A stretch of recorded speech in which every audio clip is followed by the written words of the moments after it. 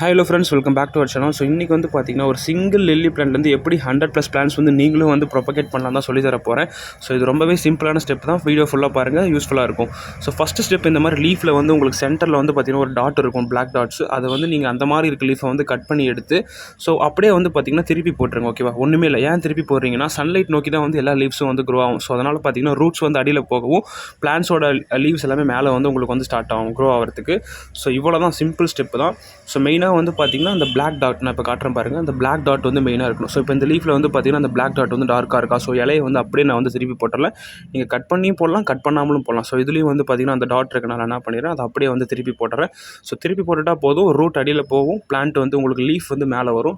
So இதில் கிளியராக பார்த்திங்கன்னா தெரியும், ரூட்ஸ் எல்லாமே இருக்கும். அதில் வந்து சைடில் வந்து பார்த்திங்கன்னா உங்களுக்கு நான் கிளியராக காட்டுறேன் பாருங்கள், ஒரு லீஃப் மேலே வந்துருக்கும், தெரியுதா? ஸோ இவ்வளோ தான் ஃப்ரெண்ட்ஸ், சிம்பிள் ஸ்டெப் தான். ஸோ இதுக்கப்புறம் வந்து பார்த்திங்கன்னா நீங்கள் ப்ராப்பராக அந்த லீஃப் வந்து மேலே மண் மூடுற மாதிரி நீங்கள் ஃபுல்லாக க்ளோஸ் பண்ணிடணும் ஒரு சின்ன டப்பில். ஸோ அதுக்கப்புறம் உங்களுக்கு ஆட்டோமேட்டிக்காக நீங்கள் பிளான்ஸ் வந்து எடுத்துடலாம். ஸோ இந்த மாதிரி எடுத்ததுக்கப்புறம் எனக்கு வந்த லில்லி பிளான்ஸோட அப்டேட் உங்களுக்கு எல்லாமே காட்டுறேன் பாருங்கள். ஸோ சூப்பராக இருக்கும். ஸோ இந்த வீடியோ பிடிச்சிருந்தா மறக்காமல் லைக் பண்ணுங்கள். தேங்க்யூ ஃபார் வாட்சிங். Keep supporting.